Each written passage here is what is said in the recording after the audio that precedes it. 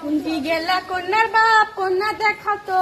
এ bell কন্যা ডুবে গেলে মুশকিল হবে তো ঘাটা আন্দার হলে উস্তে খাবি সলেমান বাবাজি আইতির বেলা চোখটা না কমে দেখে নাকি এনা